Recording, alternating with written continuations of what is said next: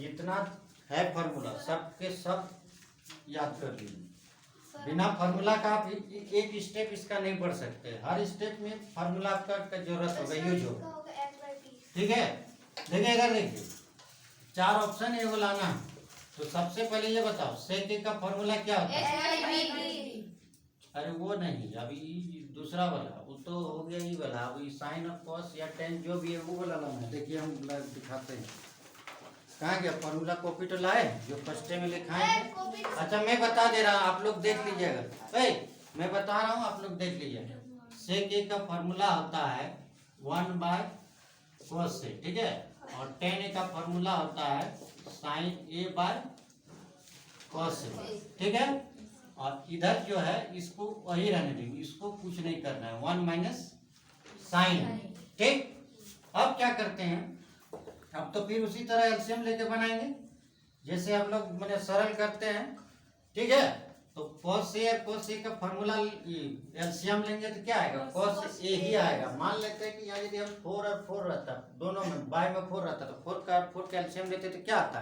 4 आता कि नहीं? उसी तरह ही दोनों समान है तो एलसीएम क्या होगा? cos ए होगा। ये आपका हो गया cos ए, मैंने एलसीएम ले।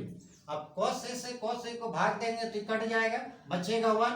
तो 1 और 1 इंटू करेंगे तो 1 ही होगा। फिर उसी तरह cos से इसको डिवाइड करेंगे तो कट जाएगा, बचेगा। ऊपर sin ए से गुना करेंगे तो sin ए होगा। इधर वाला हो गया, हुआ कि नहीं?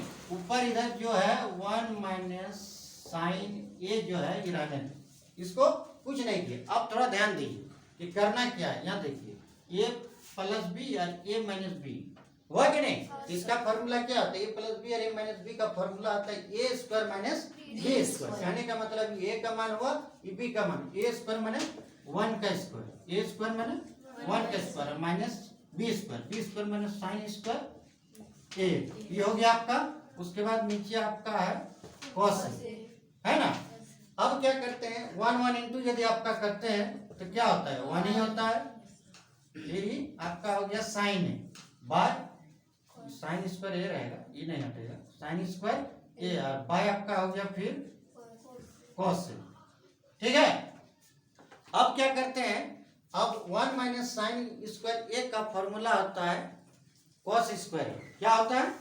cos²। ये आपको याद रखना ही पड़ेगा, बिना याद का एक्सरसाइज आप बना ही नहीं सकते।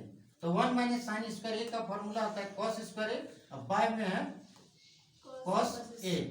अब क्या करते हैं, अब यहाँ cos² ए का मतलब हुआ कि आपका cos² 2 है। cos² ए का मतलब क्या है कि cos ए आपका 2 है, गुना दे। जब हम लोग स्क्वायर लिखते तो 2 को लिखते हैं ना, उसी तरह 2 तो cos ए इंटू cos ए। अब नीचे एक है cos ए, ठीक है, cos ए लिख दी। अब बताइए cos ए को कट जाएगा, कटेगा ना, तो बचा क्या? cos ए। कितना नंबर आया? ऑप्शन देखो, आपका आया डी नंबर। कितना आया? डी नंबर, आपका डी नंबर आंसर, ठीक है।